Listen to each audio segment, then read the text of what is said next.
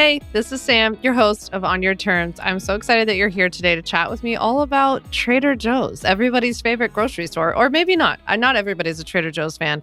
But the point of this episode is to dive in, and it's going to be part of a series that I'm going to be doing, diving into big corporations or big businesses and looking at what they're doing so successfully and seeing what we can take from them to use in our own businesses. No matter what kind of business that you have, I think that there is so much to be learned from people doing it on a bigger stage.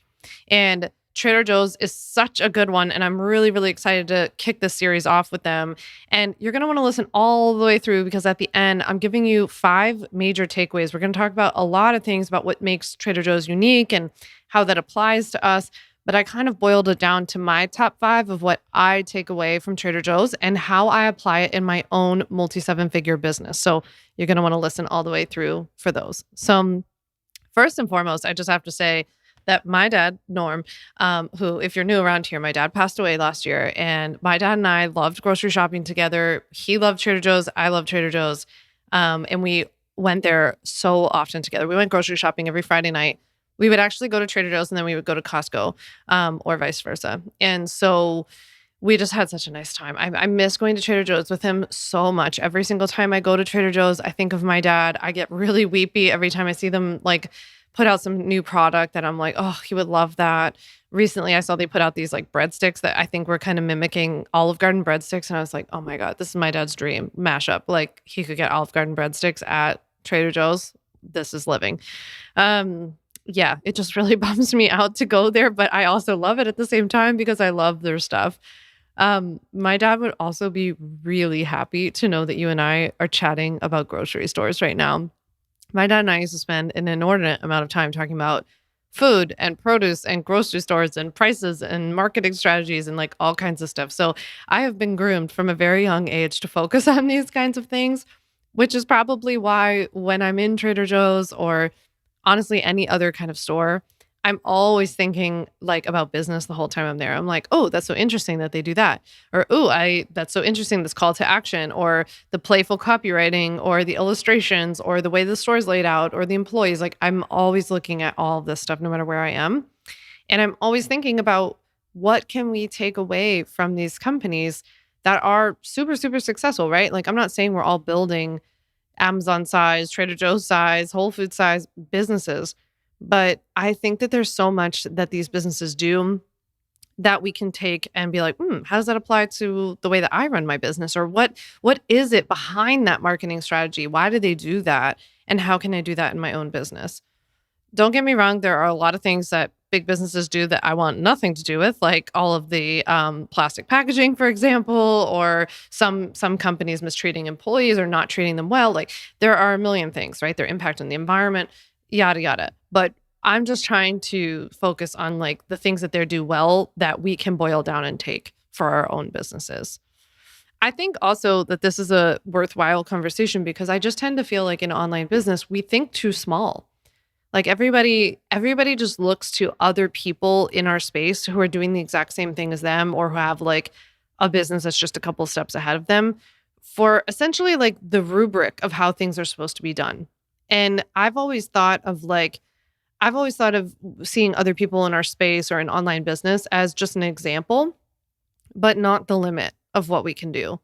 And I think that, something that I've shared about very often about starting my legal business back in 2017 was that I looked around and didn't see anybody who had the kind of business or the kind of offer, like the Ultimate Bundle, for example, that I wanted to create. And I kind of came in and like innovated and was like, I'm going to do something different that's not being offered. And it's also not being offered in this way. Like there were other people who were selling legal templates, but they didn't have like the same cozy approach, or they didn't have maybe the same style, or weren't doing some of the things that I knew I wanted to do off the bat. And so I think that sometimes the reason I'm sharing that is because I want to encourage you to remember that when you're looking around, those are just examples. They're not the limits. It's not the rubric. It's not the box that you have to put yourself in. So you can think big, right? And look outside of this online business space. The online business space is a small bubble and you don't have to stay in it, even when you have a business that's in it, if that makes sense, right? So I like to personally look at big picture marketing strategies that people are doing in other spaces and then bring it to my own business within the online business space. I just think we get too caught up in like what other people are doing, and then we just start to like mimic that, even if it's accidental or like we're not trying to be harmful, we're not trying to copy. We more just think like, oh, this is how it has to be done. We have to offer courses, we have to offer a group program, we have to now I should have a membership, right? That's what we think.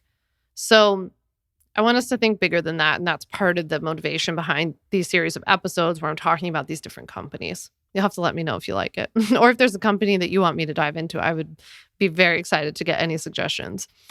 So let's talk Trader Joe's. Okay. So Trader Joe's, I was surprised to find this out, but Trader Joe's is actually the highest rated grocery store by consumers. The thing about Trader Joe's that makes it so smart on like a business front, well, there are many things, but one of the things that makes it so smart on the business front compared to other grocery stores in particular is that they have a much smaller footprint. Like the stores are small. They're hardly ever standalone stores. A lot of times they're in shopping centers or something like that. They actually just built a beautiful standalone one right near my dad in Cherry Hill, where my dad lived in Cherry Hill, New Jersey.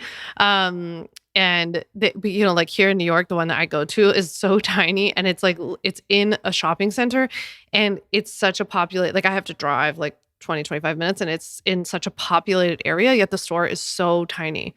So they have a much smaller footprint, right? Which is like, it's so funny to me because it's one of those things where like people complain about. I'm always like, every time I'm in there and I talk to the employees because they're all so nice, I'm like, can't you build a store near me? Like, can't you build one over here? And they're like, no, we don't do that. Like, you'll drive the 20 minutes to come here, so why would we build it, right? And even though it's so crowded and stuff, everybody still wants to go there. And so was it the Yogi Berra quote that's like, it's so crowded, no one goes there anymore? I love that quote. That's how I feel about it. It's like, it's so crowded that sometimes I'm like, oh, I don't feel like going, but I then figure out what times I should go, right? The other thing that they do that's so smart is that they carry only a few items, right? They don't carry 10 different kinds of pasta sauce. They have like one or two, or they don't carry 10 different kinds of cream cheese. They carry one or two. So they have very specific and limited items, which we're going to talk about a lot today, because that's one of the things that's, to me, like one of the biggest leaps that we can take into our own online businesses, where I think people just tend to create too many offers and they don't focus enough on like really driving home the ones that they have.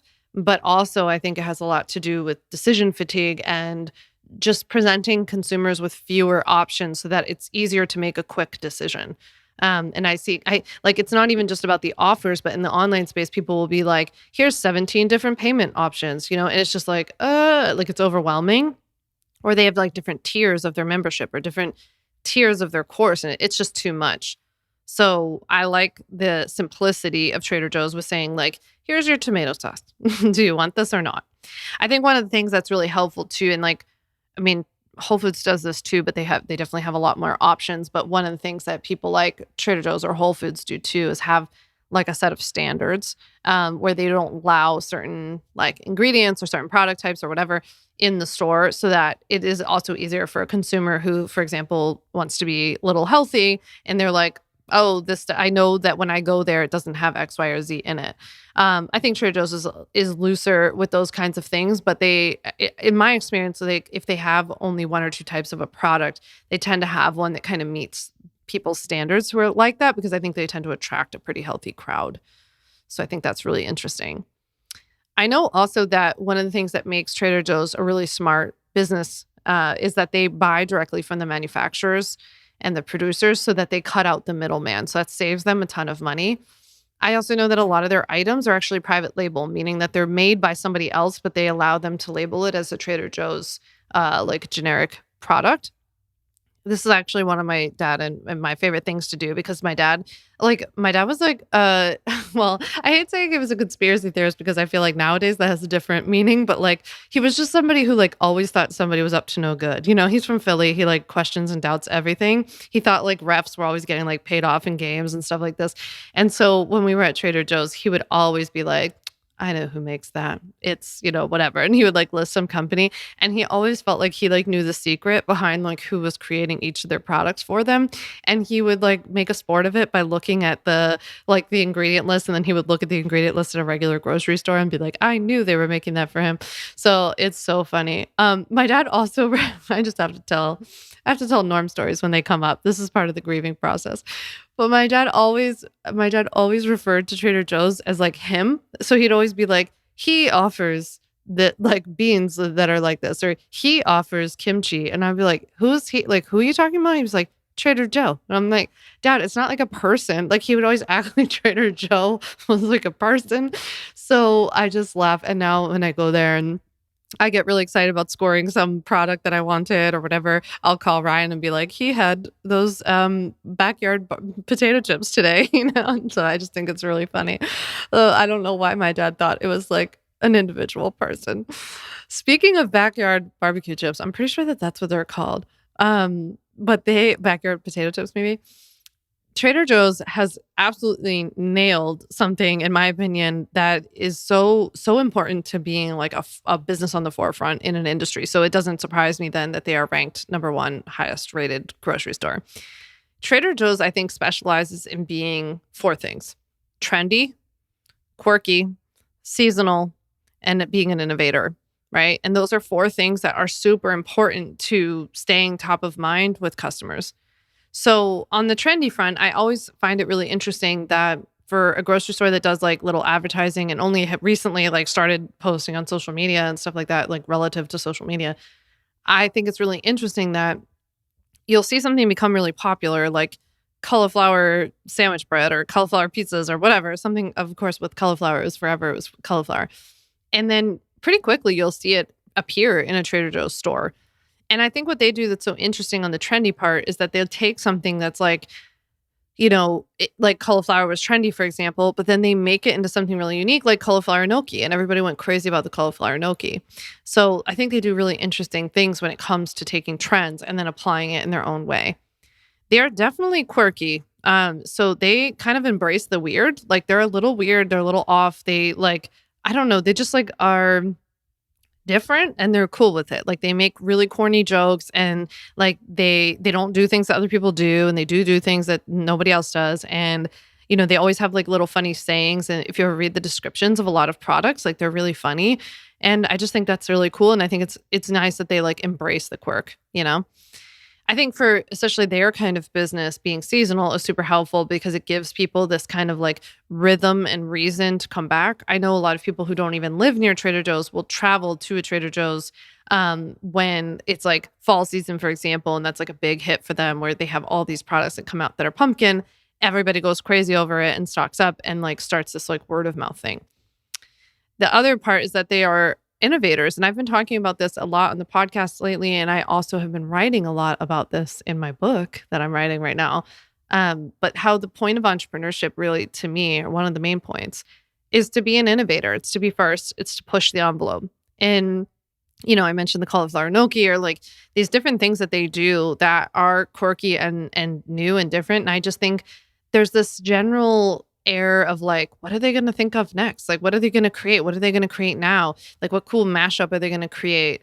And I think people get really excited about that, and that excitement keeps people coming back. Speaking of people coming back frequently, let's talk about creating loyal fans, because this is something that I have talked about a lot in my episodes on building an evergreen product and taking really good care of your customers. I have an episode dedicated to like the Olive Garden effect of like when you're here, your family. I can link to all those below. But this has been key in my own business, is really, really focusing a lot on the customers. And I think in the online space, we're generally focused more on like building a bigger audience, getting more subscribers, getting more likes. And to me, our attention is kind of in the wrong place in that sense. And really, we should be paying as much, if not more, attention to who's already there. Because yes, this person has already paid you. And so like, yes, that revenue is already behind you or whatever. Depending on what kind of business you have, they could be a repeat customer, or they could buy future things that you create. I see a lot of repeat purchases in my business. But even more importantly, I think, is that I've always thought of my current customers as foot soldiers. So I've always thought if I take really good care of my current customers and I create a great product that they're actually really happy with because it helps them a lot. And then I continue to take good care of them, keep in touch with them, offer good customer service, be friendly, really just being myself, but like prioritizing it, then they are going to tell other people about it. And as somebody who spends a lot of money on Facebook ads, I can tell you that it is worth all of your effort to create foot soldiers in your own business who then go out and tell other people about you, because then those people become foot soldiers and then those people become foot soldiers. And I'm like 6-7 years into this business where now I can see that like spiderweb effect essentially has built up so much that we have such consistent flow all the time, right? Even if I scale back in I've not been as active the last several months since my mom died. And like, if I scale back on social media or whatever, if we scale back on ads, we still have such a steady flow of people coming in because of all of the effort to create foot soldiers and to build up word of mouth and to cultivate that relationship and that loyalty. I'm feeling it right now with my book where, when I talk about the fact that I'm writing a book, the people that I hear from the most, who are the most excited, tend to be my customers because they're pretty dedicated, right? And they've liked the product and they've liked being here. And I hope that they feel taken care of. That's always my goal, right? Doesn't mean it's perfect. And there are always going to be disappointed people, just like there will always be a lady at Trader Joe's screaming at the manager about something that she's not happy about. That happens. But in general, I think the point is to focus on generally just taking good care of people. You can control how you show up. You can't control how people react. But I think that Trader Joe's is a really good example for us where, all these things that we're talking about, all these things that we're saying that they create unique and quirky products and that they're innovators and they have seasonal stuff and they create mystery and intrigue because people are like, what's going to happen next at Trader Joe's? All of that has led to this like insanely loyal fan base who then basically have gone around and done all of Trader Joe's advertising for them. Like Trader Joe's doesn't really advertise. They don't have that much going on their own like marketing ad budget front. And they keep it super low key. They don't mail out a flyer like other grocery stores do. Like they really just rely on all of us who have essentially just swooped in and become free word of mouth marketers for them. I mean, think about how many like Instagram accounts there are that are dedicated to just talking about what's new at Trader Joe's or how to make certain meals out of Trader Joe's products. There's so many hashtags on Instagram and TikTok. There are whole accounts dedicated to it. Like it's a whole thing, right? It's a whole industry in and of itself. I don't even remember until like relatively recently, like maybe during COVID, that Trader Joe's got like on Instagram was really posting much of anything. And even when they do now, it's like this, I don't know, it's like this hilariously mysterious account to me. I don't know why. It's maybe because there's like never any people and it's like animated. I can't really describe it, but it's just different. So creating that loyal fan base has led to such a huge return for them, right? They also, I think like another thing that's really cool about Trader Joe's is that they're really comfortable being themselves and they don't offer a lot of things that are traditionally offered at other grocery stores. So they don't offer a deli counter. They don't have a loyalty card or allow you to bring in coupons. And luckily or unluckily for me, they don't allow online shopping because I will tell you, I would pay somebody good money to go to Trader Joe's for me, do all my shopping and bring it back to me because I'm like, sometimes I just can't get over there or I don't feel like it or I haven't loved going there since my dad passed, like I said. And I'm like, man, I would pay good money, good tip, good everything for somebody to go there for me and get all of my Trader Joe's favorites. But they don't allow, right? There's no like Instacart, which my dad used to call Instafart, which I thought was hilarious. But there's no Instacart. There's none of that. So they've just kind of like leaned in. And we're going to talk about that in a sec when we get into like the 5 major takeaways that we can apply. And last but not least, that I think it is important, like worth mentioning again, about how having fewer selections makes for such easier purchasing and decision making on the buyer's part because you go there, it's like you need tomato sauce, boom, there's they only have one, there's the tomato sauce. It's not like when I go to Whole Foods, I stand there and there's like 17 different options. They're different weights and sizes. And then I'm looking at like the cost per ounce and I'm like, well, is this one organic? Oh, this one has canola oil in it. Oh, this has palm sugar. Like it's too much. So I do like the idea of just having like very few decisions. I'm like, boom, tomato sauce in my cart, gone. I would imagine too, as I'm saying that, that also keeps customers moving through the store quickly. So that's probably helpful for them in terms of just having like fast turnover, you know? So, okay, after we've looked at all of these things that Trader Joe's does really well, amongst other things, I didn't even talk about how well they treat their employees. It's my understanding that I once sat at a counter of a diner and like an assistant manager for Trader Joe's came in on his break and he sat next to me and I just had 9 million questions about Trader Joe's for him. He, again, this is just his one man's perspective of working at Trader Joe's. So this could not be the case, but he was very adamant about how good of an employee they were and like how good they were to him and other people there. And that's been my experience when I've talked to people there. They all seem like happy and friendly and, generally glad to be there. But I'm sure there are people who feel mistreated and haven't had a good experience. But let's get into our 5 major takeaways that we can take from apparently America's favorite grocery store, Trader Joe's, and how we can apply those to our own small business. Major takeaway number 1 is that if you take good care of your customers, they will sell it for you. So remember that you're putting yourself out there every day. You're trying so hard. You're trying to reach all these new people. It's a big, big world out there, and social media is a loud place. And websites are difficult to get traffic on, and all these things. We're competing a lot for we're kind of a small fish in a very, very, very large pond, right? But if you already have customers who already know you and already are familiar with you, and you take good care of them, and they go out and tell other people about you, that is making your job so much easier to be found by new people. So you could be on social media all day, posting reels and on TikTok, posting TikToks and whatever else. And you could reach a handful of people, but I think you're going to make more higher converting connections, I guess, with people who are coming from people you already know.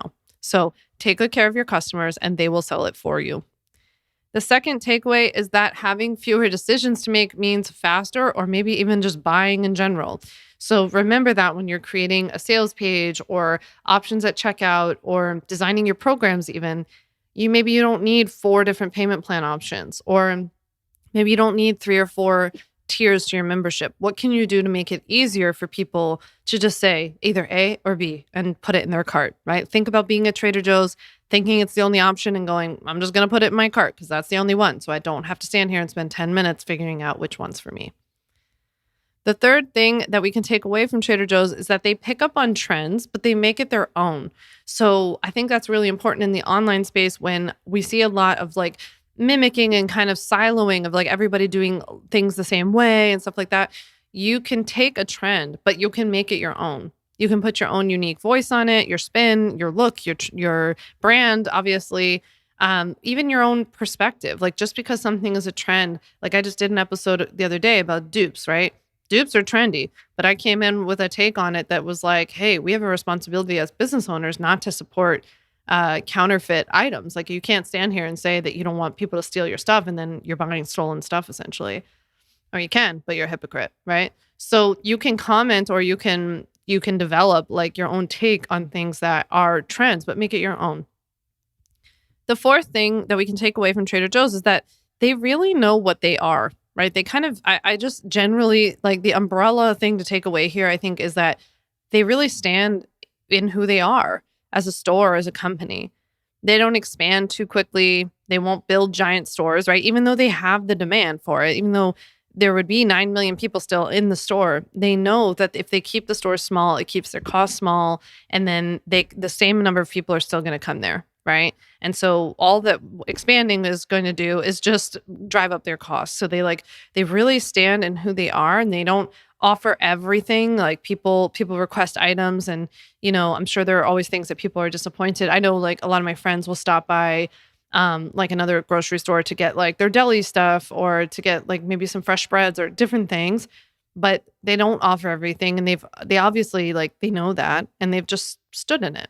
So I think that's really interesting. And speaking of being who they are, they just also they embrace that weird and quirky thing. I just think that I don't mean that in a bad way. I think being weird and quirky is amazing, by the way. So I just mean that they are different. They're unique. They wear Hawaiian print shirts. They have the monkey hiding, all that kind of stuff. So they really embrace being different. Last but not least, the fifth major takeaway we can take from Trader Joe's for our own small businesses is that there's a lot to be said for having some fun in your business. They seem to have a lot of fun in the store. They create a fun environment. The workers seem to be having fun. And even like I think Trader Joe's as a store throws in little fun surprise elements to the way that they do business. Like for example, when I had brain surgery, I in 2017, I went to Trader Joe's like the day before and I stocked up. I was like basically wandering around like a zombie because I was freaking out. I was totally fine about having brain surgery until like just the day before basically. And I went to Trader Joe's to get all this food so that I would have stuff to eat after my surgery. Little did I know I wouldn't even be functioning for like weeks and months, so I wasn't even able to like feed myself, but I didn't know that. So I went to Trader Joe's and I got all this stuff and I was like standing like a zombie at the checkout.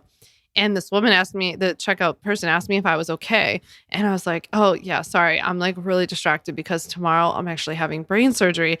And the look on her face was like the look on everybody's face when I tell them that I've had brain surgery.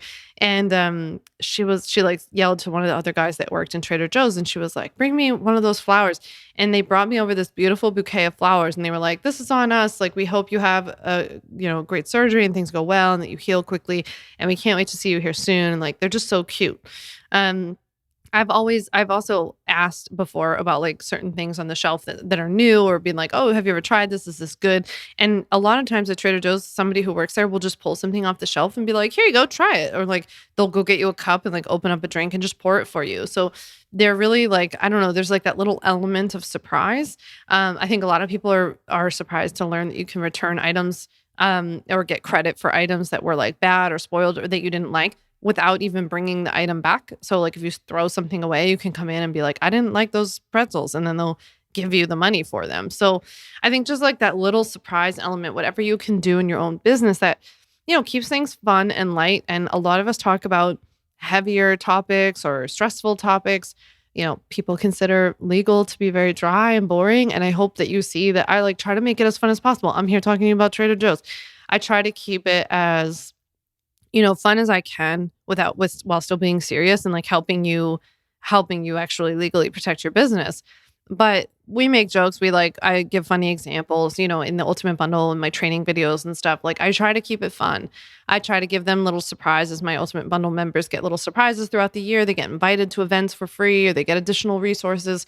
So I try to do stuff like that. And I think that there's a lot to be said for doing that in your own small business.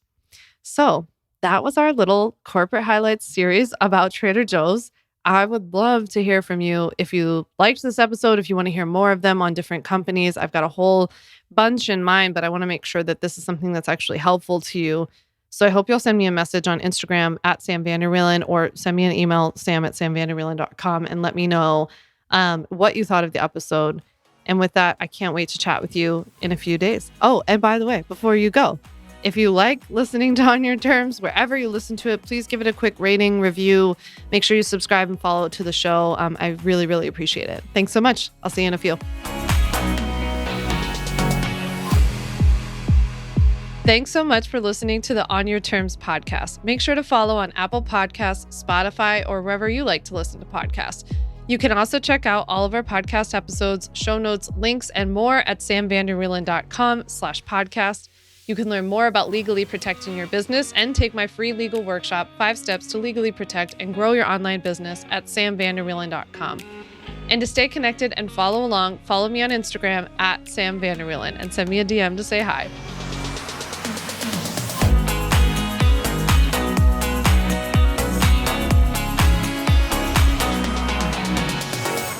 Just remember that although I am an attorney, I am not your attorney, and I am not offering you legal advice in today's episode. This episode and all of my episodes are informational and educational only. It is not a substitute for seeking out your own advice from your own lawyer. And please keep in mind that I can't offer you legal advice. I don't ever offer any legal services, but I think I offer some pretty good information.